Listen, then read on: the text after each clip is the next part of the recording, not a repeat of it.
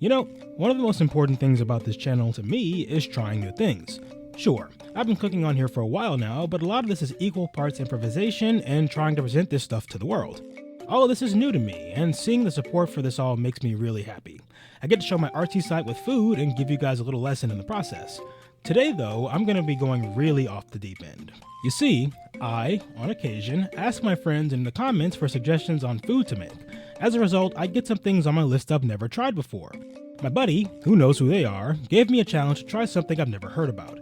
The challenge was simple, to make something called a Runza. Me, having never been anywhere near the Midwest, have never heard of such a thing. But one thing about me is I love a good challenge, and I love good food too. As it turned out, it was a real stress test on me and my cooking skills, but I had a lot of fun. So, why don't I share my heartache with the rest of you? Today we're going to get our hands and countertops dirty while we work on the stuffed sandwich known as the Runza. And hopefully I won't end up offending the entire state of Nebraska. I can't wait. Who doesn't love something stuffed these days? Whether you enjoy pizza rolls, cheese in the crust, or a bun in the oven, there's something for everyone in the filling game. One of the best things to ever get chock full of stuff, though, is the humble sandwich. Let's be real, a lot of us love a good sandwich. 2 pieces of bread holding multiple fillings. You can pile it high, or make it nice and neat. Sometimes you put in creamy stuff, and sometimes it's a sausage fest. Whatever the case may be, sandwiches are the king of portable foods. Every culture, no matter where you go, has their version of a sandwich, and that version accentuates not only what the culture holds close, but the story behind how a sandwich got there in the first place. As I said earlier, a sandwich is usually 2 pieces of bread holding things in the middle. This was a very common way of transporting food around for easy storage. Given that wheat and yeast were all over the place for our ancestors, being able to make things like flour and storing it was essential for everyday life. Mixing water and other ingredients together with said flour and baking would lead to a hearty loaf of bread that would decorate tables and bar tops all over the world. But we're here for sandwich stuff, so let's hop back to that. While we could say that the Earl of Sandwich made the item popular, sandwiches are a lot older than that. It is believed that sandwiches are as old as ancient Babylon and likely older than that. Bits of lamb, fruit, edible herbs, and spices would be placed onto unleavened bread and eaten together. This tradition was shared all over the Mediterranean, where eventually the 4th Earl of Sandwich likely went on his journeys. The idea of using utensils is pretty European. Other parts of the world used the hand as a tool for consuming various items. Breads were yet another extension of this trend. As a result, soups, stews, meats, and any number of items could be pressed into bread and eaten far easier and with minimal mess. This is more than likely how the idea of sandwiching came about, and the Earl brought this practice home with him. Sooner rather than later, the idea of sandwiching something was born from this idea. From there, the concept spread, and as Europe expanded, wheat and bread and things stuffed into wheat and bread traveled far and wide. But what's this have to do with our subject? Well, I'm getting to that. I gotta make sure we build this up right, like a good sandwich. Anyway, sandwiches come in many forms, and as a result, many things can be classified as a sandwich or become sandwich adjacent. As the spread of the sandwich propagated, Europeans took them where they went. During the 17th century, the world would see the stage of Russian politics flip when Peter III was overthrown by his wife Catherine II, or Catherine the Great. Catherine was born to German royalty, and when her husband was overthrown, German culture became more prominent in Russian society. This, in turn, ushered in a time for German immigrants to move to Russia for work and life opportunities. This, however, did not last. Eventually, the German-favored rule soon returned to Russian hands, and with it, Russian tradition and culture saw a return. Some Germans stayed and are still part of the region there. Many, however, began a migration through the east of Europe and Asia, crossing the Bering Strait and down into the Americas, where settlers were likely to find a home. While some traveled further to the south, many stayed in the northeastern parts of North America, where places like Nebraska, the Dakotas, and other parts eventually came to be known. They brought a lot with them from their home. And one thing they brought as a shining example of this is the pierogi. Pierogi are better classified as dumplings, but the idea is pretty sandwichy. Unleavened dough is wrapped around a filling, cabbage, meat, potato, what have you, and are boiled in water or a broth before pan frying for a bit of crispiness. This had a lot of applications, but particularly for our case, it could be eaten on the go. As German immigrants traveled, the recipe was likely modified to include different preparations of pierogies for ease of use. one of which was baking. The dough also experienced the addition of yeast to allow it to rise to a degree, making the dough more bread-like.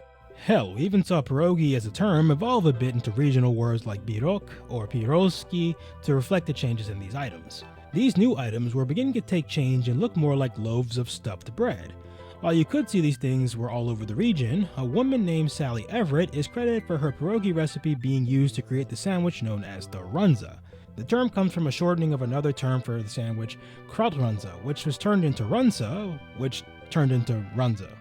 Miss Everett used the family recipe to start a restaurant called Runza, and the Runza became part of the history of Nebraska. The history of the Runza and its cousins is tied very closely to the immigrant families who brought it with them.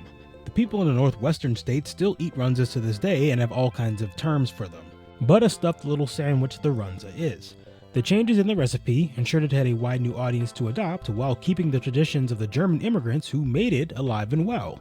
Gotta hand it to them, there's nothing like ingenuity in a foreign land. It keeps those creative juices a-flowing.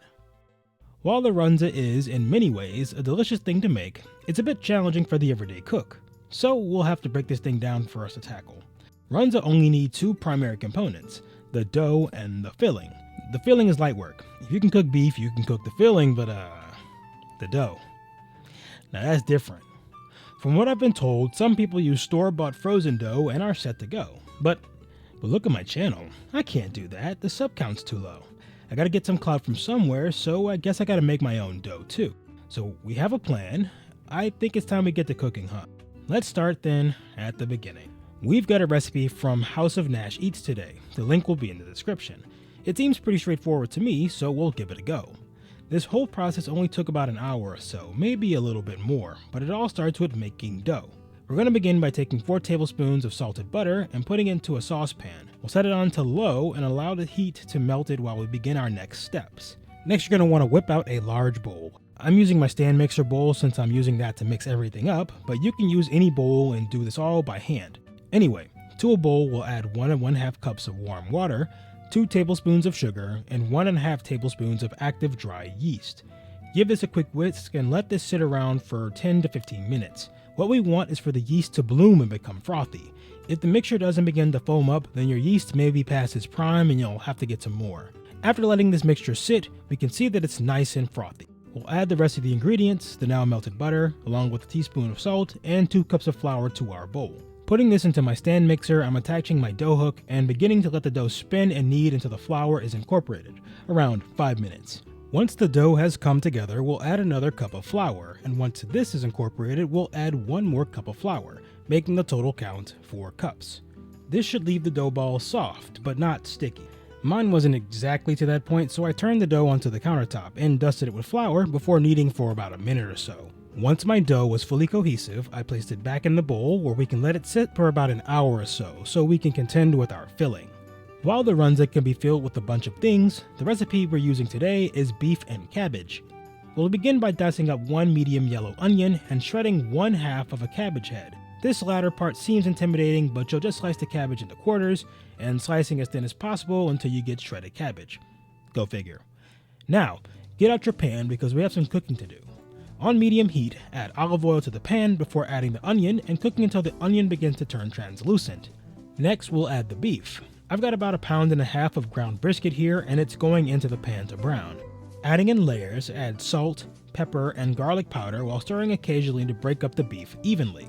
Once any excess fat is drained, add the shredded cabbage and cook the whole mix down until the cabbage is tender and wilted. Taste and adjust for seasoning along the way, and when the cabbage is fully wilted, take this all off the heat to cool.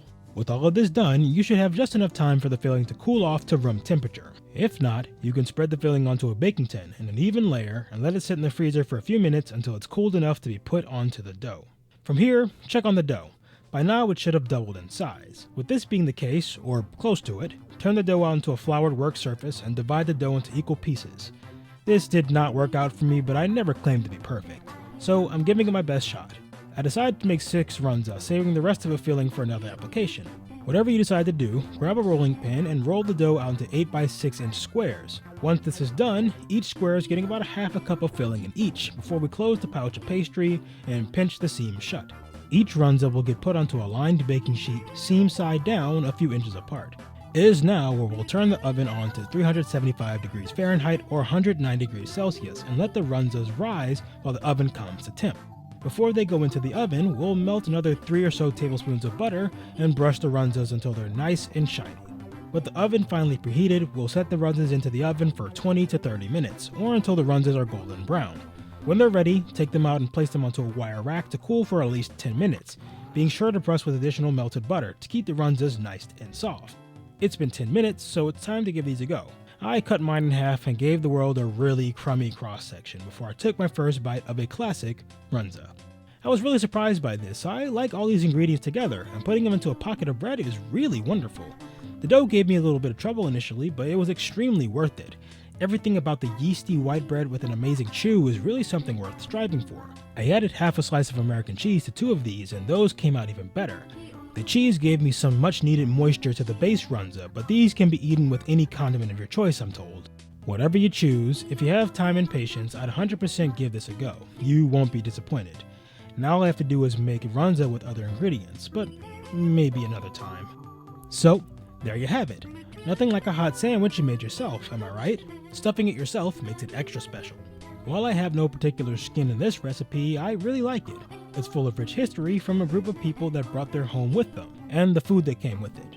In the end, sharing that with the world brought it to my plate, and now to your screen. Hopefully, you'll try this one for yourself and share it with people who you think like it too. I had never heard of runza until my friend shared it with me, but I'll be sure to keep it on my plate. Hopefully, you'll do the same too. With that being said though, if you like this video, give it a like. It helps me out in the algorithm and it's free. If you got any feedback for me, tell me how I did. I'd love to hear more. If you have any suggestions on recipes and cultural food I should try, let me know about them in the comments below as well. I gotta keep cooking, right? Finally, if you want to support me and see what I upload again, consider subscribing. I'll keep the kitchen open as long as you guys keep coming back. With that said though, I've been NoodleDog. Don't forget to eat well. I'll see you dogs later.